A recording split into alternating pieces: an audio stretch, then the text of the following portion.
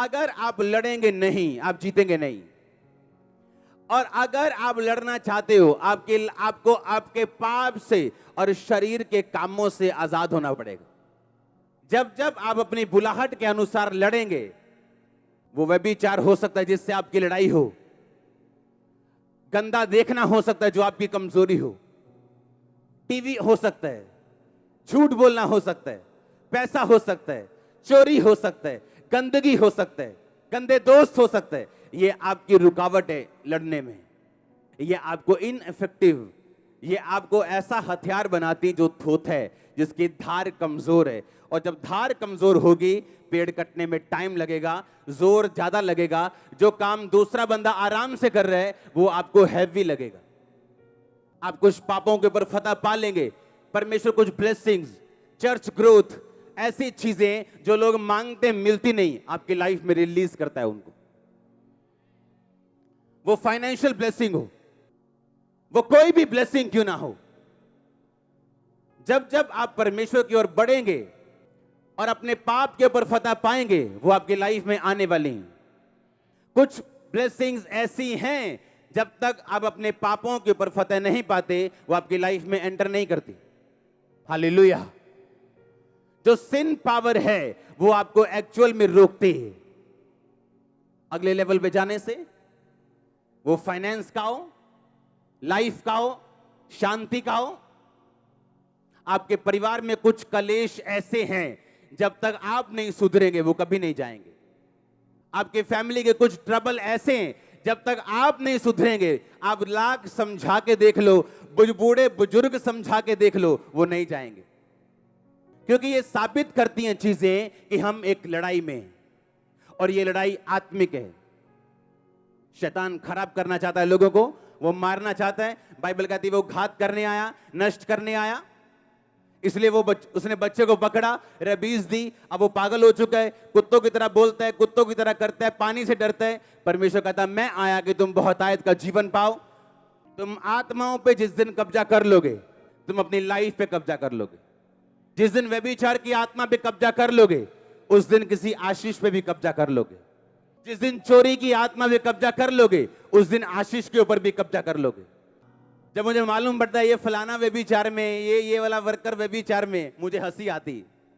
मैंने कहा क्या कर रहे हो तुम अपना नुकसान कर रहे हो, तुम्हें मालूम नहीं, अभी तुम्हें बाद में मालूम होगा। बाइबल कहती ऐसा नहीं हो सकता कि तुम अपने छाती पे अंगारे रख लो और तुम जलो ना। इसका परिणाम नाक दोना सा कड़वा होगा।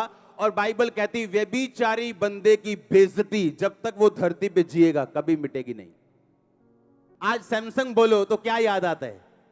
व्यभिचार, दलीला आती है कि नहीं? उसके सारे अच्छे काम भूल गए, दलीला याद है। आप कलेश नहीं रोक सकते अगर आप खुद पाप में हो तो, क्योंकि वो आत्माएं आपके घर को इफेक्ट करेंगी, आपके फाइनेंस को इफेक्ट करेंगी, आपके शरीर को इफेक्ट करेंगी। लोगों के ऊपर लगता है ए पापा को गुस्सा क्यों आता है इन लोगों के ऊपर? उनकी प्रॉब्लम कैरेक्टर है जो मेरे साथ क्लैश होता है। फिर आमीन। प्रॉब्लम काम नहीं है, कैरेक्टर है। जब एक बुरे कैरेक्टर वाला बंदा आपके आसपास काम करेगा, आपकी स्पिरिट बेचैन होगी, आपको मालूम है कुछ रॉन्ग हो रहा है, जो मैं चाहता हूं वो हो नहीं रहा। क्योंकि कमिटेड लोग चाहिए मिनिस्ट्री में, सेवा में, प्रभु के कामों के लिए, निर्दोषता में जिन्होंने हाथ धोए हो, जिनके काम निर्दोष और हृदय शुद्ध हो, लेकिन वही परमेश्वर को देख पाएगा। क्योंकि जब आप शैतान की बात सुनेंगे, वो कहीं ना कहीं से आपको फल देने के लिए आएगा। वो आपकी फैमिली में हो, आपके शरीर में हो, आपके बच्चों में हो। अब ये आपने डिसाइड करना है कि मैंने पाप के ऊपर फतह पानी है कि नहीं पानी। अगर यीशु मसीह के पास आए हो तो आपको सुधरना पड़ेगा, और सुधारेगा मेरा परमेश्वर। जो नहीं छोड़ सकते वो छोड़ोगे तुम। ऐसी क्या चीज है जो क्रिश्चियन नहीं कर सकता? ऐसी क्या चीज है तुम नहीं कर सकते? लेकिन जो मुझे सामर्थ्य देता है उसमें मैं सब कुछ कर सकता हूं। सब कुछ, सब चीजें मेरे लिए पॉसिबल हैं जो मुझे सामर्थ्य देता है। आमीन। इसलिए मैंने कहा आप एक लड़ाई में हो।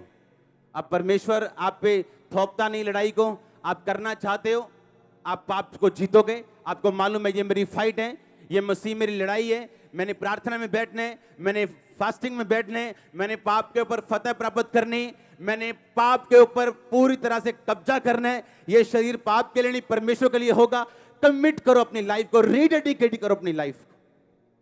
सोचो मेरी प्रार्थना कितनी, मेरी फास्टिंग कितनी, और सोचो मैंने क्या करना है परमेश्वर के लिए, कितनी देर परमेश्वर के सामने जाना है, रोज, एवरीडे। आप देखेंगे फतह पाते हुए अपने आप को। आपके बच्चे आपको गुड न्यूज देंगे। आमीन। ऊंचा मसा आपका।